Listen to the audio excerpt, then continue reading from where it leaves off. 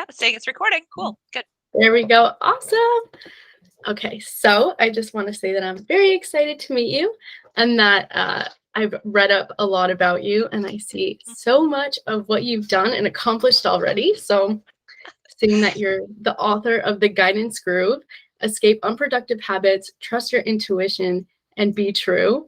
Those are 3 things that just like call my name. And I read the subtitles and all the other information about it. And I was like, this is going to be something so profound that people need to hear. And I also saw that you are a biology professor holding degrees in a million different things. So we have German literature, zoology, wildlife, fishery sciences, and a PhD in ecology, evolution, and behavior. Yeah, okay, a lot of so school. Yeah, so one of the first things that I thought when I was reading your bio and I saw all of these like external things, kind of like studying the outside world, I was like, okay, so what was that bridge of like, learning all about the external and then writing a book about something that's so inward, like your intuition? Yes.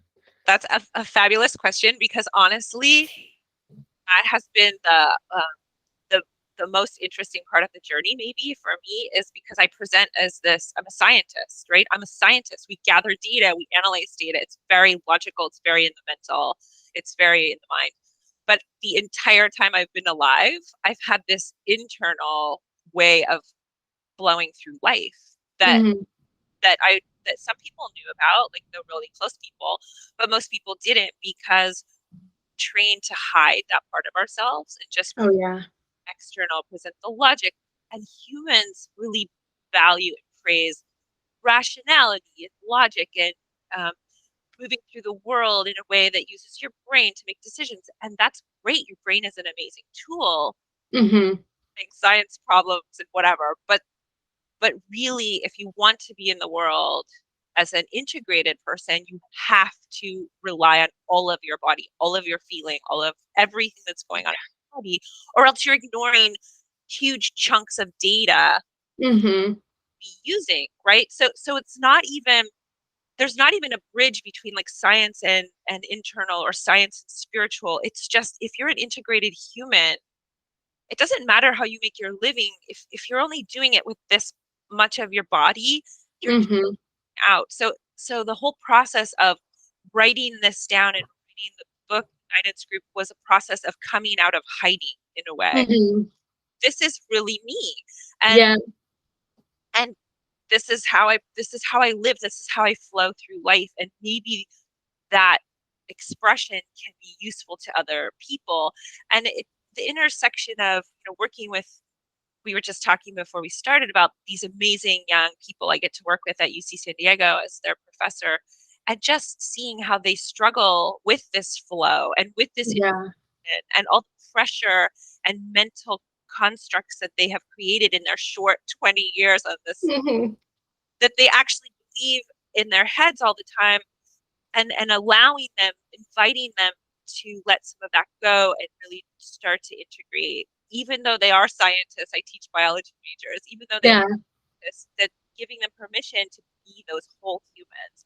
And I think that's actually kind of exciting to see a person who is accomplished in the external world as a scientist. Mm-hmm.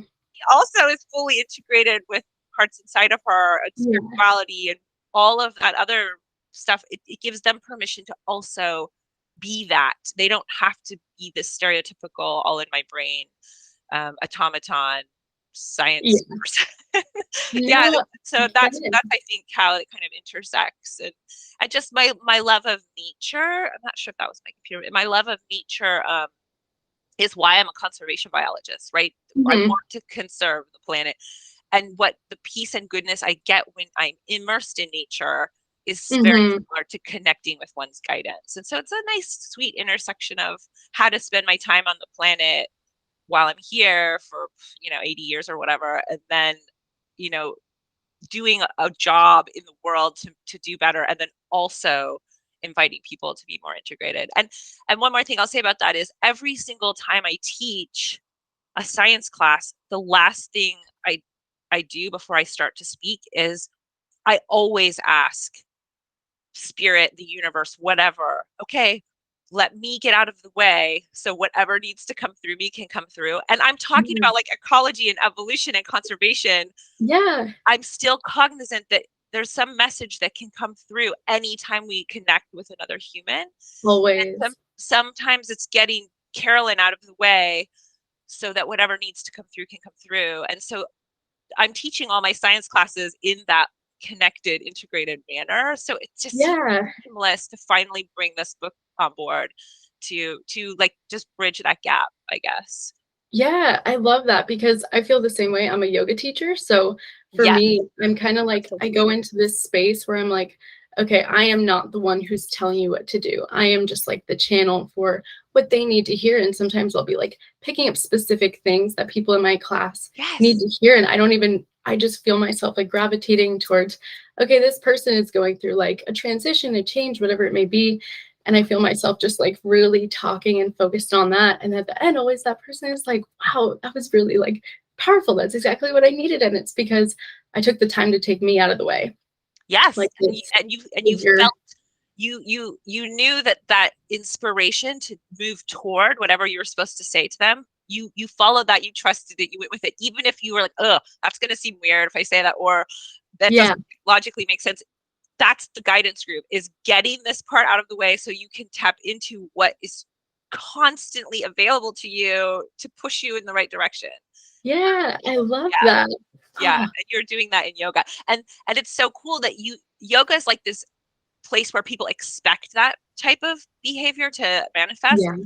but it's less expected like in a science course Oh, yeah. from their professor. And so that's part of, you're in this beautiful space where you already have permission to be that. And so like Mhm. again, the guidance group kind of bridges the gap where we all have permission.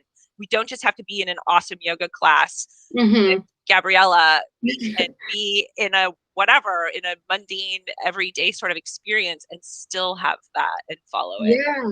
I think Which is that exciting. your book is going to be a really good bridge for kids that are like really held on to that identity of, I'm supposed to be a science major. I'm supposed to go by the facts, Yes. because oftentimes your book and intuition and things like that are seen as this abstract thing that may not have evidence. And I think that could cause a lot of inner conflict for students that are in that. So a Yeah. big congrats to you, because that's going to cause such an inspiration for students that are in that limbo of which direction do I need to be pulled in. Well, you don't have to be pulled in a direction. You can just come into your center and invite both worlds. So I Well, think that and you're I'll just say one awesome. more thing, because you just said something really important, is people who need to collect data and have their logic sort of fed. That's all great, because sometimes your guidance will be pushing you to do something and you're like, really? I don't know. That Mhm. just seems so wacky. And so sometimes you need to spend a minute and get some more logical data to help Mhm. bolster that feeling you're getting from your guidance.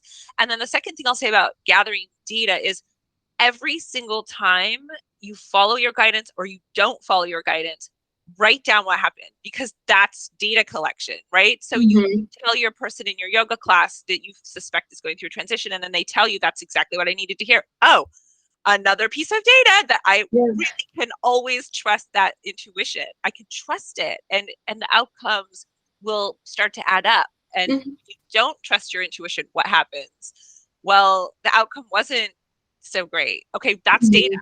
Yeah. Write it down, and then you can start to really believe in this process and trust it, because people need to see that it's actually real and true and happening in their lives. And these like collections of stories and data points help buoy that trust Mhm. and make us be able to follow it. Yeah. Yeah, I think that's a great tool that we can use just everyone in an everyday life of, oh, I had this feeling arise. I'm going to write down what happens after that, because Yeah.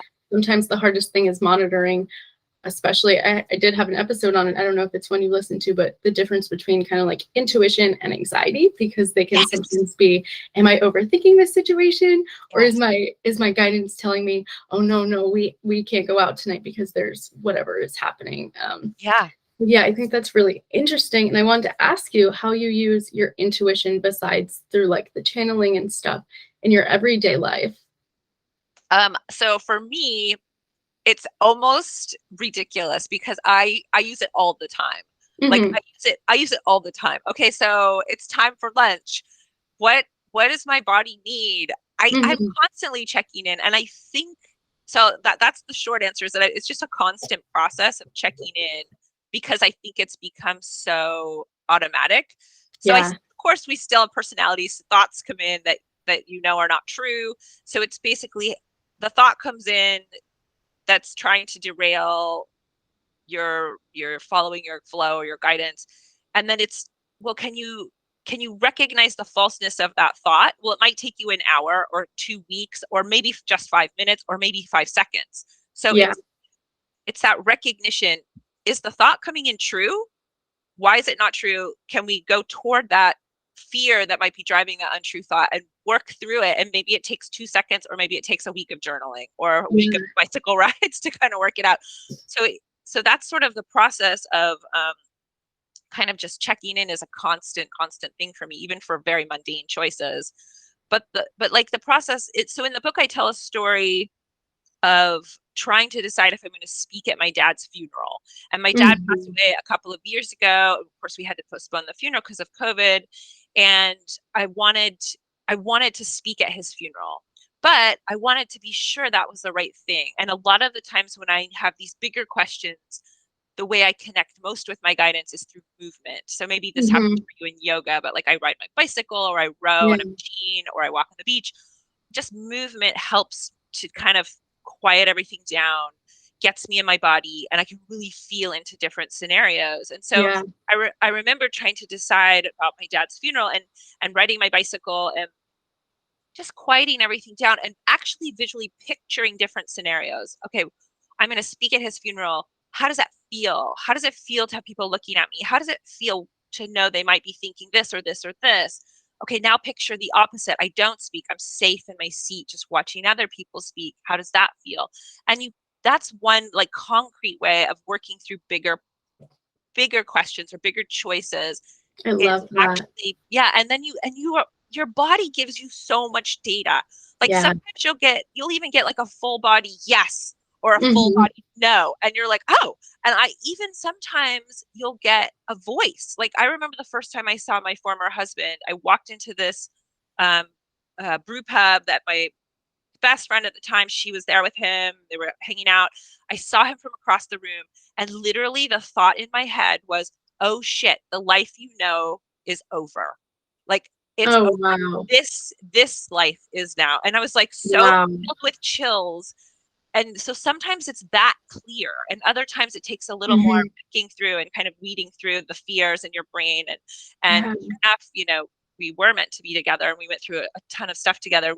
We divorced eventually, but he lives 2 blocks away, and we're like best friends, and we have a Oh, child together. And that, so of course that was meant to be. Like there's who yeah. knows where that comes from, but those are the voices. Sometimes it could be that strong, or sometimes it can be really subtle. But those Yeah. are the processes, and everyone's process is different. You probably have a process for Oh, yeah. in and listening. Yeah. For sure. I think everyone has their own thing. Even if they don't recognize it, people Yeah. might be like, oh, I need to go on a walk. I need to think it out. Yeah. But like, Yeah. what are you doing? Are you going on a walk, or are you like turning your attention inward? You're putting your phone away to listen to you instead of listening to Yes. the outside world. So that's one of Absolutely. the biggest parts of like nourishing your inner guidance is listening Yes. inward and maybe taking away a little bit more of the outside noise and just letting it be outside for a moment and then saying, you know what, I need to listen to what's going on in here. I know Yeah. the other day I was having a little bit of like a situation where I was all frazzled in my mind and I was like, Mhm. I could my immediate response was I want to call my friends. And I was like, no, I don't want outside advice. I want to sit there Mhm. and I want to just look at the water and I want to think, what do I know? What do I know? Because we already know a lot of the things that we're asking other people. We're just asking for that clarity. We're changing our questions to get that answer because we already know it. We just Yeah. sometimes feel a little safer getting it from something external. Absolutely. Absolutely. And oh gosh, you said something that really resonated. Now it's totally floated away, but maybe we'll come back to That's it. okay. If it Yeah. comes back, don't feel free to interrupt and tell me because I'd be Mhm. dying to hear it.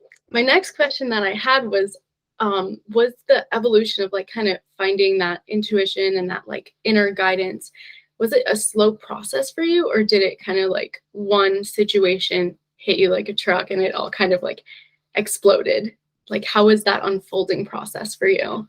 That is such a great question because honestly, when I looked, so in thinking about this book and how could I be of service to Hmm. whatever the message was that needed to come through me, I really thought about, well, what do you do in your life and how do you live your life? And I realized I've been doing this my whole life. Like Yeah. I was the person who, um, if a situation felt wrong or bad, I just bailed. It was very Hmm. easy for me as a child or as a teenager to just be in what I knew would be good for me. And Wow. and I don't know why that is. I have a grace. All I can come up with is grace. Hmm. Why can some people find that and some people can't? All I know is it has to just be grace because it's nothing I Yeah. did. And and then just sort of building on that. Oh, when something feels bad, you know it's not good for you, you don't do it. That was just really Hmm. obvious. And my parents weren't like moralistic or whatever. I was raised in a church, but it was the Catholic church with a very liberal priest and lots of Hmm. love and connection. And I'm no longer affiliated with any religion, but I think part of that, giving that a name as a child, oh, that must be Hmm. God or that must be spirit talking. That helped me trust that voice as a Yeah. child, and because I could give it this sort of external name, like you were talking about going external. And then as you evolve as a human or as I evolve, I realized, well, you don't have to externalize that. It's truly Hmm. in every single alive thing, that spirit, that Yeah. connection, that spark, that radiance. And and so just recognizing, looking back on my childhood, oh, I always had that voice. I just Hmm. didn't know the particulars of it. And I Yeah. can think of specific situations in my childhood that could have gone south, but they didn't because I knew, okay, step back, listen to that voice, be true to that. And for some Yeah. reason, I had the bravery to do that, and it didn't cost me friends or whatever. Yeah. So who knows? But that's always been with me. But that's the thing. I think it's with everyone from the moment you arrive on the planet, Yeah. and it just gets hidden and crusted over with thoughts and untrue stories and beliefs Hmm. society and our parents and ourselves put on ourselves to Yeah. kind of crust over that beautiful, like, true radiance. And Yeah. No, I completely agree. yeah, because following that guidance, especially in the face of, oh, well, that doesn't make any sense, following that anyway takes a certain Hmm. amount of not giving a shit what other people think of you. You know you're staying true. And so yeah, I think I've had it, and I see in my son, he has it too. Like, and so somehow it didn't get crusted over, and my parents didn't wreck it for me either. Like, Hmm. it just somehow, I Yeah. don't know. But like I said, it's just grace, and everyone can learn to reconnect with it. Even if you Yeah. don't think you had it as a child, it does not matter. It's not Hmm. special. It's everyone has it. Yeah. Yeah. I love that. And I think, I know you talk about authenticity in your book, and I want to touch on that too, but that's one Yeah. of the things that I think is so important for people to kind of recognize through like healing, because right now healing is such a common idea, which is awesome. But I think a lot of times it gets confused with we need to get from like point A, which is here, all the way up to point B. Yes. But sometimes we have to, it's not all about learning new things, it's about unlearning so much that we were taught, Yes. and kind of like Yes. shedding those things that we don't need anymore, the things that we were taught, or even the things that we were told to suppress at one point, because we were all that kid that maybe, I personally believe that kids have the power to kind of connect to the other side. And I Oh think yeah. parents may be like, you're hearing things, there's no one here. But if that gets suppressed so much, you start to believe, okay, that's not real, I'm not going to keep nourishing that and maintaining it. So I think someone in that situation could really gain a lot from unlearning rather than learning, because they already have it. It's just Mhm. unlearning. No, that isn't fake. That isn't, an abstract thing. That is real. So Yes. And reminding people that if they don't feel like they don't have connection to guidance or whatever, first of all, convincing them that that's just nonsense, everyone has it, but also mhm, nothing is wrong with them society has trained you away from believing in yourself. Yes. Society, parents has trained you. So like you said, it's time to now unlearn, deprogram, unlearn that training. And Yeah. that's not that it's bad or that it's on purpose. It's Yeah. just what happens in the society. And you were saying that beautiful thing about children. And I just feel so sad that you're right. I think it gets trained out of them to have that more open, fluid connection with Hmm. other realities. My own son, when he was 2, it was like 2.5.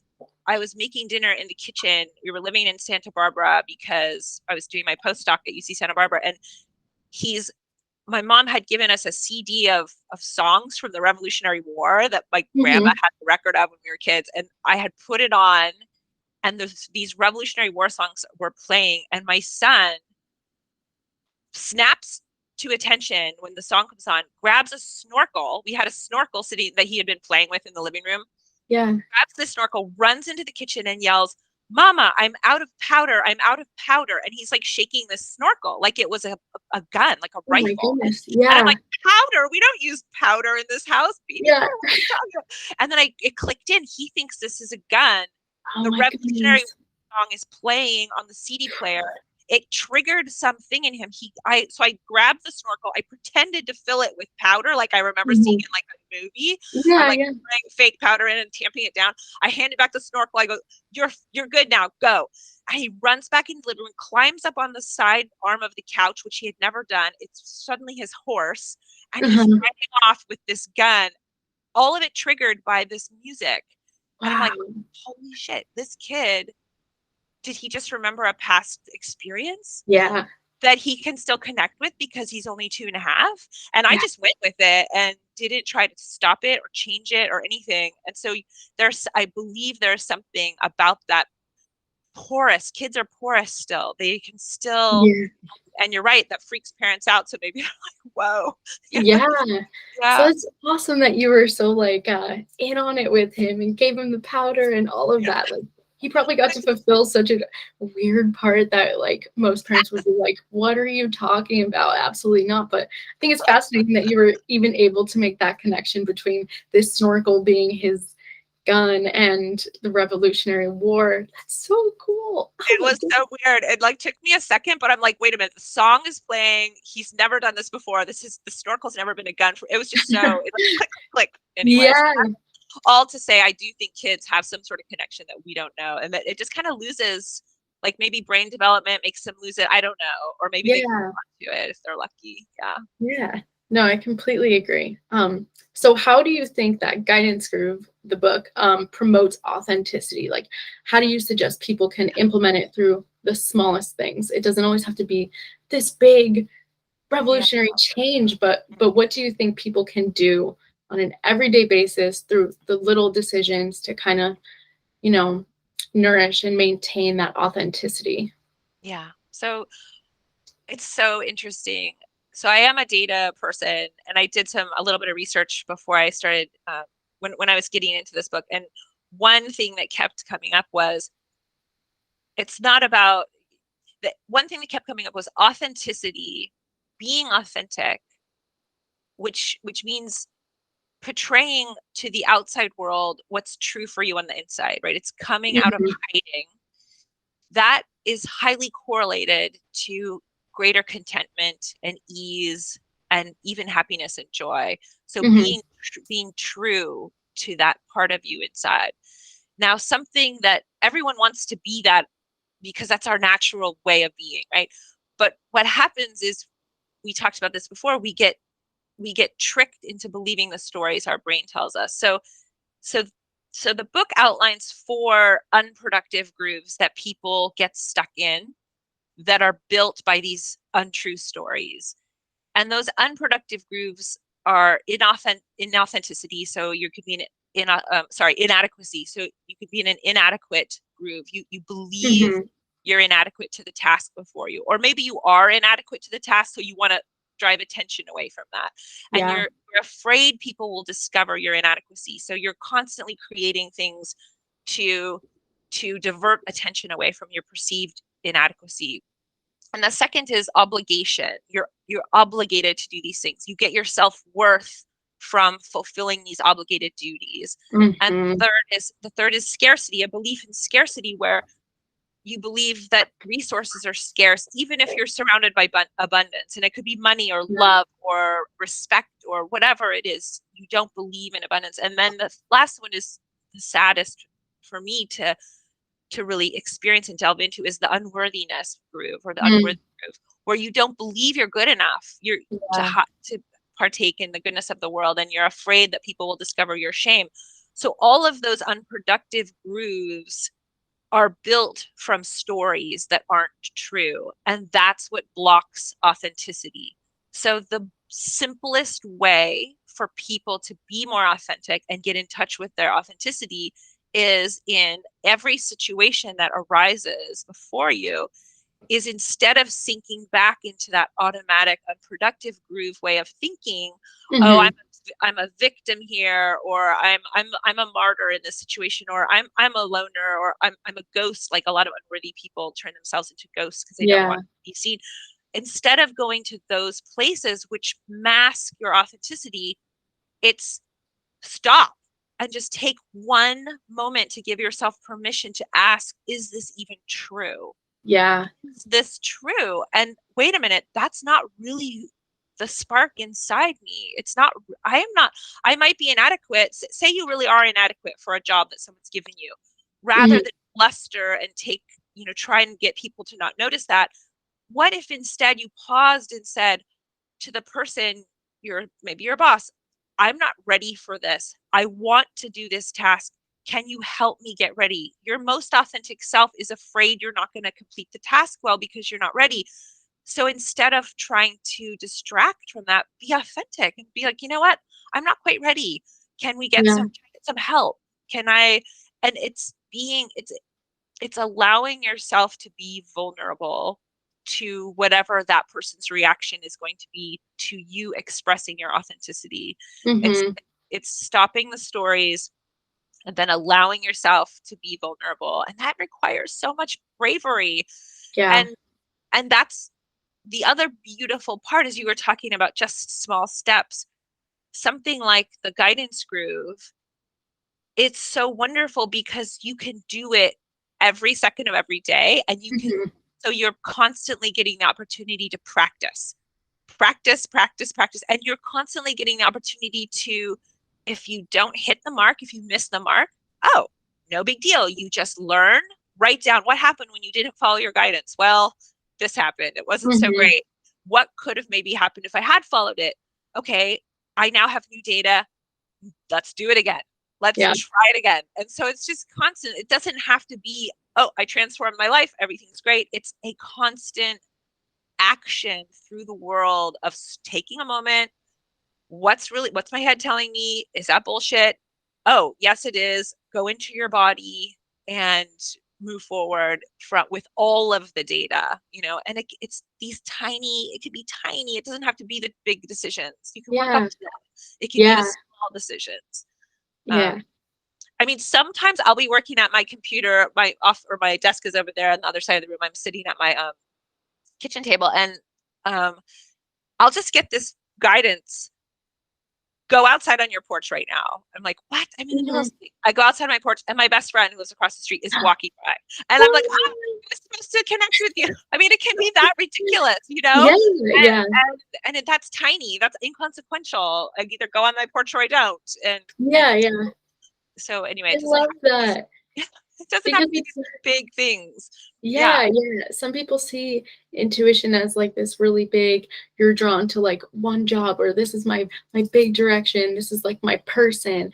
But sometimes it's like, do I want a cookie or do I want cake? It's like, what does my intuition tell me I want? It's just listening. It all comes down to just listening to what's within. And one of the things you talked about is vulnerability, which is, boom, huge topic. And one of the like really personal questions that I have is, do you ever feel resistance to vulnerability? Because sometimes I find myself in this situation where I know what the right thing to do is, or the more aligned thing to do is with my best self, but there's still a part of me that's almost like, No, no, we don't want to do it. Like, I know I should do it, and every part of my genuine self is trying to get there, but there's this other side that's like pulling me back. It literally feels like a weight pulling me, and there's like such a strong resistance. So do you ever feel that, and how do you get past that? Absolutely. Before we go on to me, I want to follow up with something you said. So when you feel this pull and you're like, oh, I can't do it. I can't. I'm not, it's too scary or whatever it is. Mhm. What happens in your life? Does your life then ratchet up? And it's like, oh, we're gonna gently knock on Gabriella's door and be like, hey, come do this thing, it's right. And you're like, I Mhm. can't. Okay, so then does it pound on the door? Then does it knock the door down with the sledgehammer? And then does it come into your house and pick you out of bed and throw you against the wall? Right? Wait, So yes, it's like yes, it yes, escalates. Now you're yeah, like, okay, fine, yeah. I'll do it. Yes, okay. Yes, yeah, Yes, it's almost like then I'm put in this extreme situation, like, yes, I know I should be vulnerable in this situation, but for some yes, reason, I'm sitting there with my arms crossed, I'm like, "Nope, I'm not yes, gonna do it." yes, And then a few days later, I'm hit with a challenge that's even bigger, and then if I'm yes. still like, "Nope, I'm not gonna do it," then the biggest challenge comes in, and it's either like, you're either gonna be vulnerable or you're gonna be kicked out of this situation. Yes, So, it's like life you just forced me into it. life is tapping you gently, and then it has to punch you in the face sometimes, and you're like, okay, fine. And Yeah, so yes, I have those. Yes, and let me just tell you, with experience, that has diminished because mhm, now I know more. good But to I know. will tell you this. I will tell you this story. So I told this story at the beginning of this lovely thing where I walk in, I see my future husband, and I'm like, your life as you know it is over. Okay, so then fast forward. So we go on our first date. It was totally great. And at the beginning of the date, he's like, "Do you want to have children?" I'm like, "No way, I can't stand children. They're so annoying." End of the date, I said, "I'm going to have children with you." And luckily, he was like, "Oh my god, I feel the same way." But Mhm, then for the next year, we proceeded to just, it was the hardest relationship I ever had. It was so hard. Like I never had fought with anyone. I was in my 30s. I had had mhm, plenty of boyfriends. And and it was so hard. And he was like, we should probably go to a therapist. I'm like, no way. That's for mhm. broken people, which is ridiculous. Yeah. And life just kept ratcheting it up until I remember we had this huge fight. And he wouldn't mind me telling this because Oh, he's very, no, please do, go for it. he wouldn't mind. It's not gossip. And so I remember so clearly we had this huge fight, and I'm sitting on the couch in our house. And by this time we had moved in together, and I was like, fine, fine, fuck it, we're going to therapy. And then we found this amazing, turns out she's like a Buddhist based therapist who is into this amazing therapy that I can't even, sorry, I should probably realize what the name is, but she changed our lives. She changed Wow. our lives. And that was the beginning of, I will never forget that lesson of Mhm, life was trying to help me get to this path gently until it had to punch me in the face. And I sat down and I said, fine, we're doing this. And that's sometimes what it takes. But as they say in the book, it doesn't have to take the punches doesn't in have the to. face. No, I don't It have to do all that. sometimes it's necessary, and we all learn the lessons we need to learn at exactly the right time we need to learn them. But Definitely. I always tell people there's no right or wrong way. There's nothing Mhm, bad. If you don't follow your guidance and you spend 4 years with the wrong, quote unquote, wrong person, that's not wrong or bad. You had to go through that, I guess. yeah, Maybe next time it won't take you 4 years. Maybe it will take you 4 weeks or 4 minutes to kind of recognize, oh, my guidance was actually right at the beginning and I could have listened. And so, mhm, so there's all kinds of times when the fear of being vulnerable can threaten to derail us and stop us. Just even writing this book, now it seems ridiculous because I'm so much further along in the process. But when I mhm. started this project, I was terrified of coming out to, like, say, my science colleagues as Yeah, someone who lives by her guidance. That seems so crazy and woo woo, mhm, But so that was a fear of being vulnerable, but the guidance to continue and keep on this path was so strong I couldn't mhm. leave it. And Yeah, eventually that process, the grace or whatever it is, allowed me to let go of that fear of being vulnerable. mhm. And now I'm talking to you, and it seems totally normal to talk about Yeah, it. but yeah, but it's a process. Like you said, it's just a process. And you're Definitely. saying, I think part of the process also is you recognize, ugh, I don't want to do this, but I know I should. I don't want to do this, but it's pulling me. And just even knowing that part of you is resisting, and then that's your chance to explore, why am I resisting? What am I afraid Hmm. of? And it's this great opportunity. Your body's telling you, let's investigate. Why am I resisting? And then in the investigation, you can let it go. And Yeah. that's sort of the beautiful part. Yeah, no, it definitely is. And I definitely Mhm. agree with the almost like rock bottom scenario of Yes. there's so many times in my Yeah. life where I think I was definitely that person that I've always had that like productivity mindset of almost like you got to hit rock bottom, you got to burn out until you get back up. Like I'm not going to take a break until I reach that point, and that overlapped in so many parts of my life, and I felt like if I didn't hit rock bottom then I didn't need help. If I didn't hit rock bottom then I don't need a break. Yeah. Um but I think through those experiences of life literally tap tap tap and then just breaking open the door, I Oh, finally realized, okay, what can I yeah. do now to maintain it and maintain that level and give breaks and find balance instead of having that constant crash and then skyrocket back up, crash and skyrocket back up, because that's such a toll on you Yeah. emotionally and mentally. I was like, I think I hit rock bottom to realize that, okay, I don't Yes. want to hit rock bottom anymore. I don't want to keep going through that cycle of deep Yeah. darkness to have to see light again. I just want to, if I drop down a little bit and see dark, that's okay because that's normal. I'm not Yes. going to sit here and fight it. I think that Yes. was one of the biggest issues was I would feel a little bit of darkness and I'd be scared of it instead of Yeah. curious about it. So I'd Yeah. see it and Yes. I'd be scared of it. And the Mhm. more fear that I had, the deeper I would go into it. But now I'm like, okay, why am I feeling the darkness? Where is it coming from? What is it rooted in? Is it something from the past that I'm experiencing now? Is it something happening now that I'm experiencing? So I think I've done a better job now of just being, let's look at it curiously and let's accept it Yes. instead of That's hating yeah, it. that's beautiful because I think people are so worried about the darkness, quote unquote. I'm putting it in Mhm. quotes because Yeah. it they're afraid of it, they're worried about it, they feel like if they acknowledge it, then they're going to be enveloped by it, they're going to be a bad person or a dark person or Yeah. broken person. So they want to turn away from that. But what you said is so important. It is when you get those glimpses of fear, they are these amazing invitations from the Hmm. universe, from your true self to go toward them. It seems counterintuitive, but the fear is this invitation. It's your body, it's telling you this is something that could be investigated. And Hmm. and when you get to the bottom of it, each layer, you discover, oh, it's not dark. Yeah.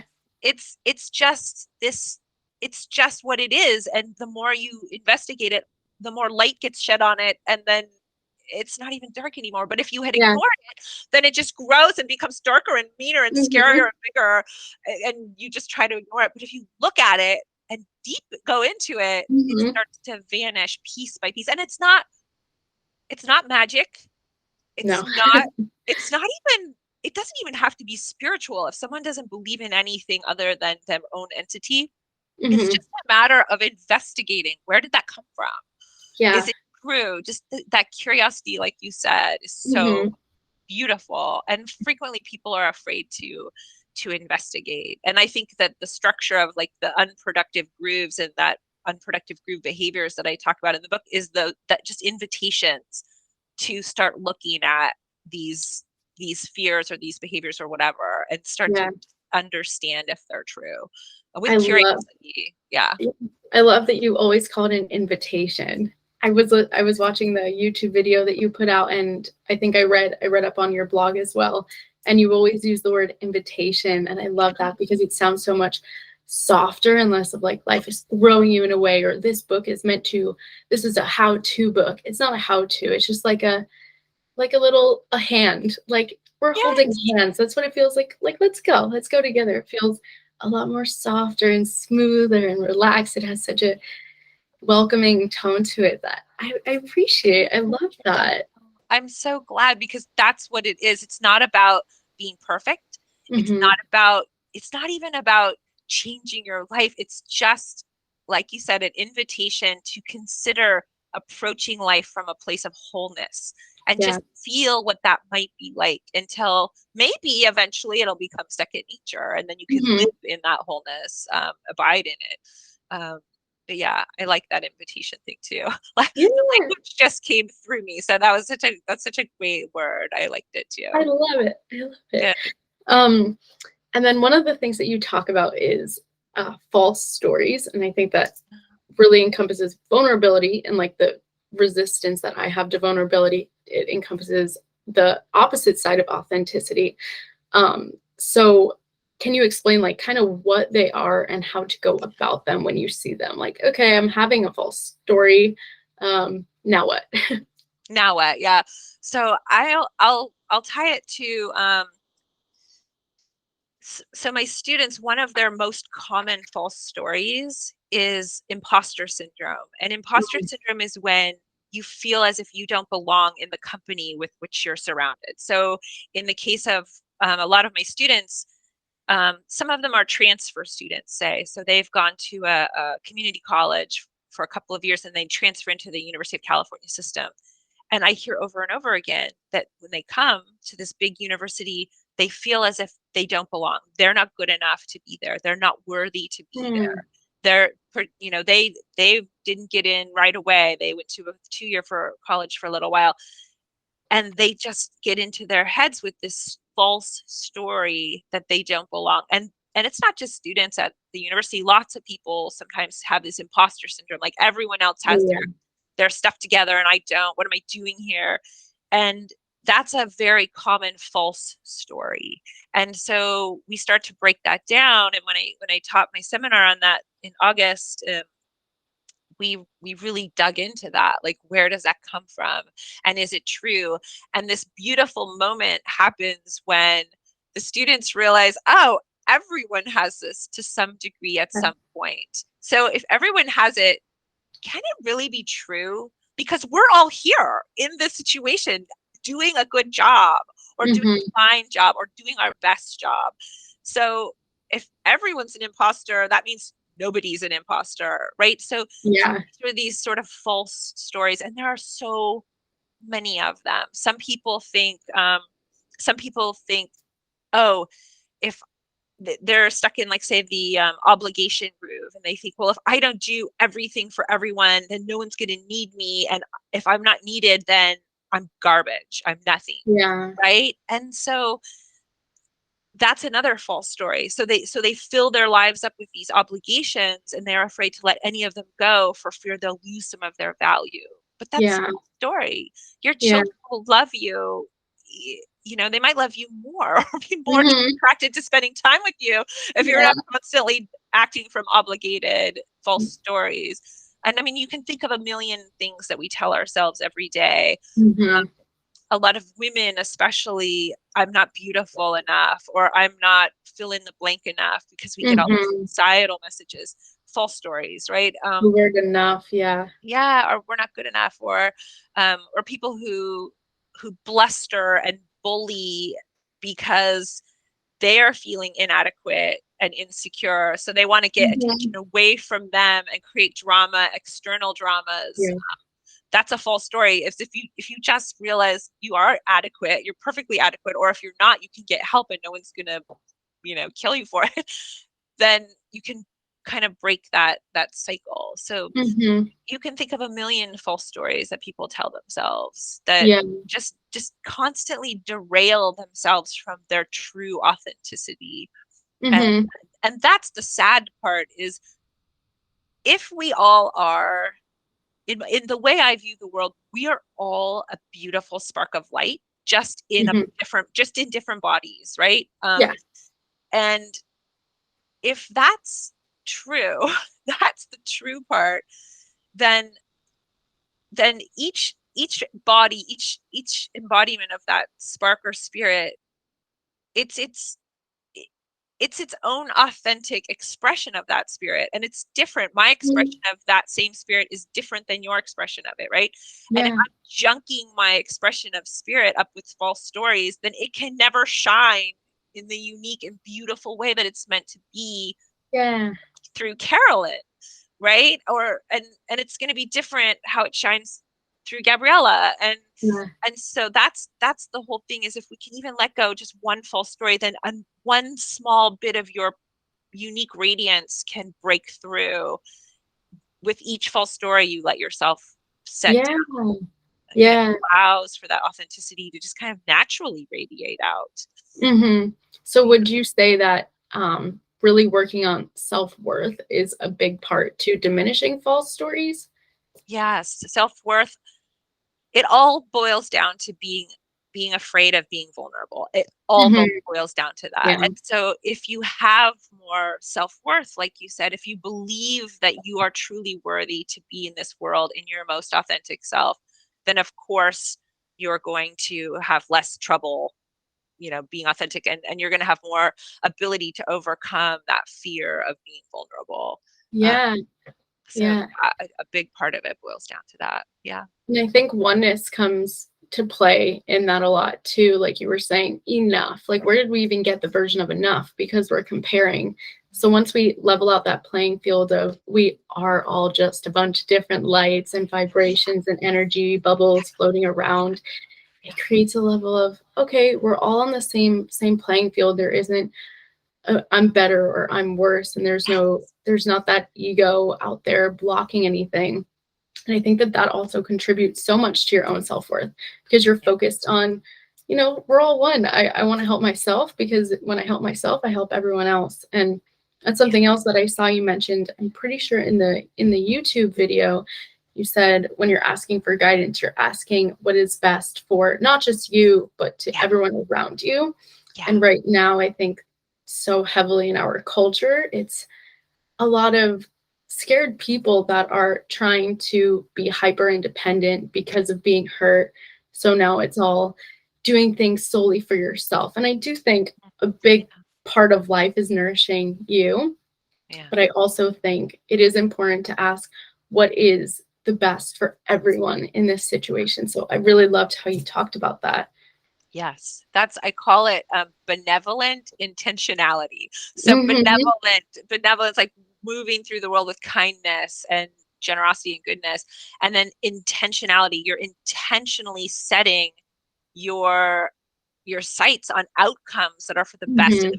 highest good. And sometimes the best and highest good is not easy.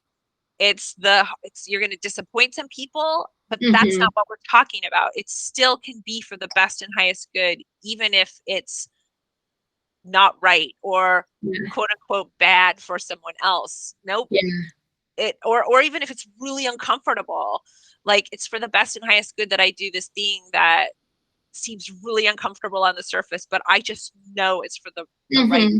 reasons. And so maybe my parents are going to be disappointed, or my significant other is going to not really want to hang out with me anymore. Okay, Hmm. well that might be the case. That's the chips may fall where they may fall. But if you're remaining true, then the outcomes are for the best and highest good. Because when we are moving through the world in our most authentic ways, Hmm. I personally think, I was just talking about this with my mom. I personally think that is the best gift we can give the world. Because if Hmm. if I come to Gabriella with my most authentic self, that speaks to some part of you that also is your most authentic self, and potentially allows you to meet me on that level, Yeah. right? But if we meet on the level of fake, and nobody's really talking about the things that are real, then we're going Hmm. to stay at that fake mental level, and our Yeah.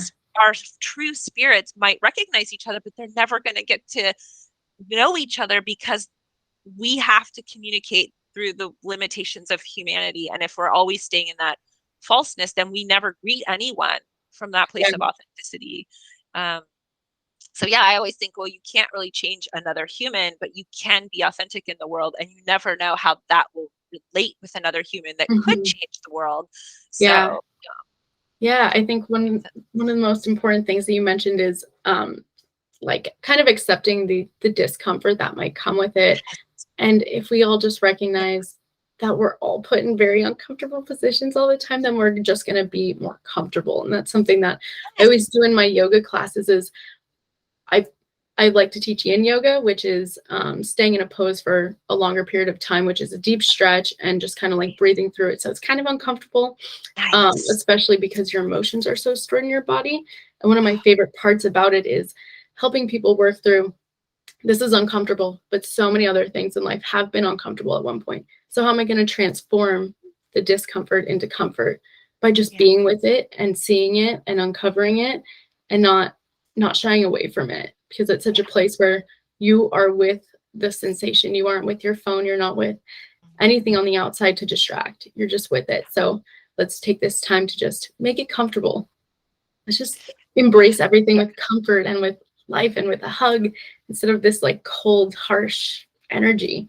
Yes. And your analogy of the yoga stretch is perfect because, okay, you're holding them in this stretch. It's uncomfortable. And you're telling them, trust me, just hold it through the discomfort. It's not pain, it's discomfort. Mm-hmm. And then at the end of that stretch, I'm sure it's like, oh, that feels Yes. so good. And it's Yeah. such a perfect analogy. Stay with the discomfort, stay with it, stay with it. And then at the Yeah. end, oh my God, you're this so much better, right? Yeah. I Yeah. think that's a beautiful analogy, a physicalized expression of what we're talking about is Mm-hmm. staying with discomfort. And at the end, looking back and being like, oh my God, that was so worth it. Yeah. It was Yeah. so, it's like this deep exhalation of relief. And Yeah. you get it in yoga and physicality, and you get it in life when you sit Mm-hmm. with that discomfort and work through it. Yeah, it's great. Yeah. And then once people start to work through it, then it all comes back to self-worth. Because then you're like, oh, I can do it. I believe in myself now. I can do it. You're gathering data to Yeah. trust time when it gets uncomfortable. You're like, wait a minute, I did this before and it worked out okay. I can do it. I can do it. Yeah. Yeah. Yeah. I was going to ask, what are your personal practices that you kind of do throughout the day, if you do any, that kind of just ground you, center you, make you feel more aligned and comfortable with yourself, if there are any that you want to share? Yeah, for sure. I'm not a huge traditional meditator, but Mm-hmm. I'm a huge fan of it for people who like that traditional style of meditation. But my meditation almost always involves physical movement. Mm-hmm. So like this morning, I wake up really early, just naturally, and I love the early morning. And that's my time to really connect with spirit or whatever. And so like this morning, I got all geared up to ride my bicycle. I was about to leave the house at 5:30 and it was starting to rain. So I was like, okay, Mm-hmm. change of plans. And so I went on my back porch and I rode on my rowing machine. And it's basically just moving. And usually I listen to music, and I have an artist I listen to all the time. Her name is Snatam Kaur. Mm-hmm. And I put that music on. I have this huge, like 8 or 9 hour playlist of all her songs. It just shuffles around on Spotify. And it just puts me into that place of what am I asking for? What am I needing from this day? What do I need to do for this day? And by that, I Mm-hmm. mean, how am I supposed to get out of the way so spirit can move through me and however this day needs to work? Yeah. And then throughout the day, I I don't have a practice per se, but I'm conscious of what I'm doing throughout the day. Mm-hmm. So I try Love that. to I'm very efficient and very organized. I get a lot done, but I also try to always be aware, oh, is this the right thing, or is this the right thing? Or I'm constantly checking in and and feeling what is the next way to go. And that sounds cumbersome and ridiculous because No, not at all. sometimes I'm just doing tasks and these things need to get done because I'm a professor, I'm busy, I have lots of things going on. But there's always room for taking a moment and feeling into, oh, should I just wait a few minutes before I answer that email? Oh no, just go for it. It's no big deal. Mm-hmm. So that makes sense. So it's just a constant awareness that you don't have to simply be on autopilot. You can be constantly checking in and feeling in and Yeah. questioning your thoughts and questioning your stories. But mostly, yeah, my practice is I love to move and I love to be in nature. I love to like just walk on the beach even, or connect with other people or just watch the sunset. A lot of my practices are kind of solitary, but Mm-hmm. it allows me then to be present in the world and Yeah. in the way that I need to be. Um, And yeah, and I get so much joy from those movement practices. Hmm. Uh, Yeah. And I'll be riding my bike and it's just pure joy. Yeah. yeah, and I think that that's awesome for people to hear, especially if they're like feeling that pressure of what practice do I need to do? Because right now, I think so many people are, at least the people that come to my yoga classes that are beginners, or even just people that I meet through social media are like, I could never meditate. Like, I'm not going to sit there for 10 minutes in that pose. And they picture the average, meditative position in Yeah. your hands in a mudra, a sitting cross-legged. Yeah. But I'm like, there's no recipe for you. Like, Yeah. there is a recipe for you. There's no one size fits all for any sort of practice at all. Exactly. Like, what works for me may be totally different than what works for the next person. Some people love a walking meditation. Some people love Yes. to lie down. I Yes. did a personalized meditation course for um, one of my friend's moms, and she was like, but I need to be grounded, but I don't like sitting in a chair to meditate, so what am I going to do? I'm like, lay down. Like, you don't Yeah. have to do what these places maybe, urging you to Yeah. do. Yeah. It's I took a meditation course in college, and one of the best things that I was ever told from the facilitator was, you're not going to get a good meditation if you're uncomfortable. So, Yeah. like, because we're all sitting there and he sees us like kind of fidgeting and moving. I know my hips are not, they're not going to work in that pose. They're just not. I'm going to be fidgeting, moving, uncomfortable. And he was Mhm. like, lie down. Like, this practice is about you and like your journey inward. Why are you feeling discomfort within? You're just going to start a battle. That was like the best piece of advice. And I think that that's awesome for you to even just share. You're not doing that. You're doing it in your way, the way that Yeah. fits you. And that's Yeah. beautiful. And I think inspiring for people to hear as well. I really love that I'm not I'm not affiliated with any tradition. I barely know Hmm. anything about the traditions. Like I tell you, I listen to Snatam Kaur and Krishna Das a lot. And Hmm. I don't know really anything about the traditions they come from. All I know is the music speaks to me. And there's something about the Yeah. freedom of just it's so simple. Just do what feels authentically right. If that's Yeah. riding your bike, great. If that's going to yoga, that's great. If it's sitting, if it's standing, if it's lying on the floor, whatever it is that Yeah. allows. And the thing too is to give people permission to find whatever works for them, to Hmm. tune into their guidance, and then give them permission to cultivate those behaviors. People are like, I don't have time to meditate. I don't have time to ride my bicycle or go for a walk. Okay, well then you're choosing to be disconnected because you know Hmm. that that behavior cultivates a deeper connection with yourself. Yeah. So make that a priority. Maybe then you drop a TV show that isn't feeding your soul and you spend that Hmm. time, doing the thing, whatever the thing is that Yeah. helps you connect more deeply with yourself. And it doesn't have to be this huge time commitment. It can be whatever you have time for, like throughout the day, moments of just pausing and reconnecting. That's sometimes Hmm. plenty for people to keep them energized and grounded or Yeah. whatever needs to happen. Yeah.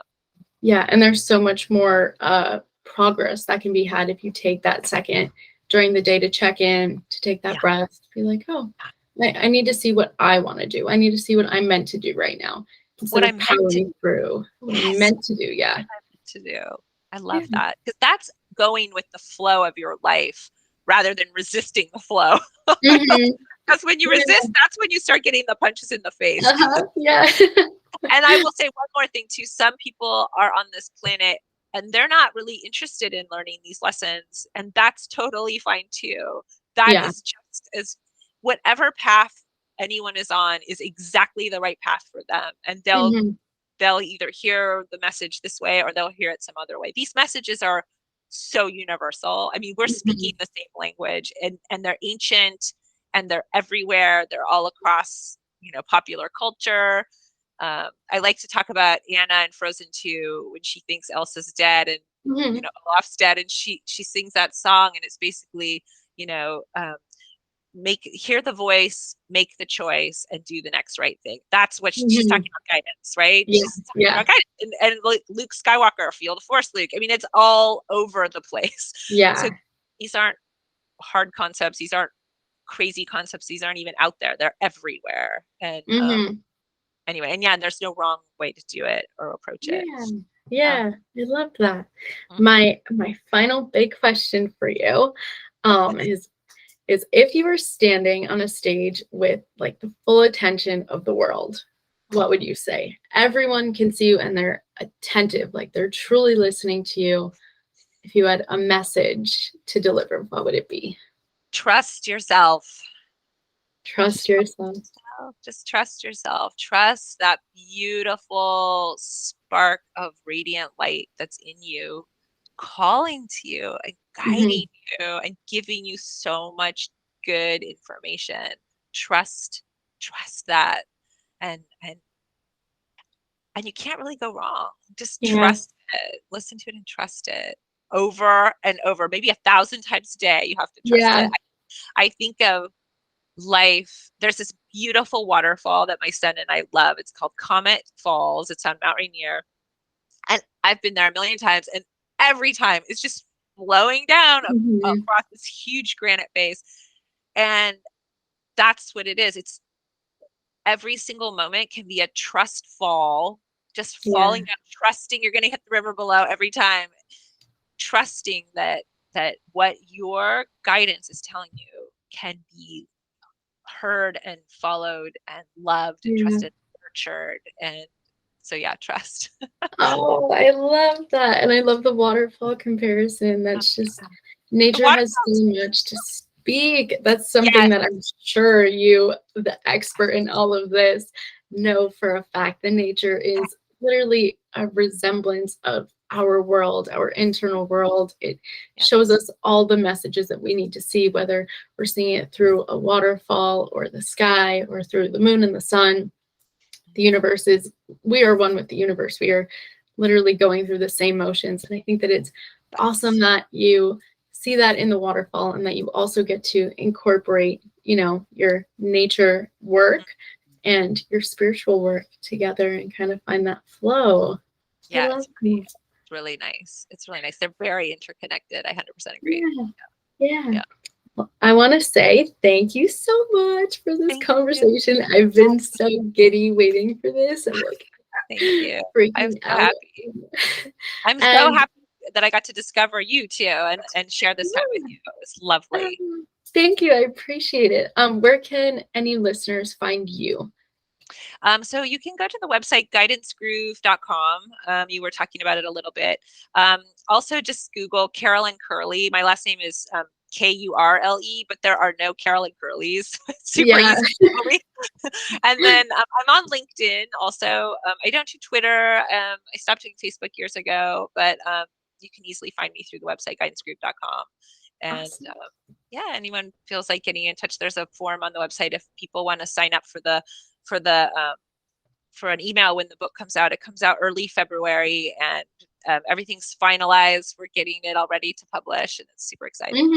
I'm And so and as you're moving excited. on, if you're moving on with your book eventually, if you ever need any like a Oh, little bit extra illumination on the map, oh please don't yes. hesitate to get in touch. Yeah, Please. Thank you so much. I appreciate that because yeah, I've gotten all the juice in the book. It's just more so the editing and the formatting and all that fun stuff, which I'm sure you understand that part, the yeah, editing and all that. But no, good yeah. things coming to Perfect. both of us. I am Yes, so, absolutely. so grateful. Thank you so much, and I hope you have a nice guided rest of your day. Thank you. You too. Thank you so much for Thank having me. Have a you. wonderful day. Bye. Bye.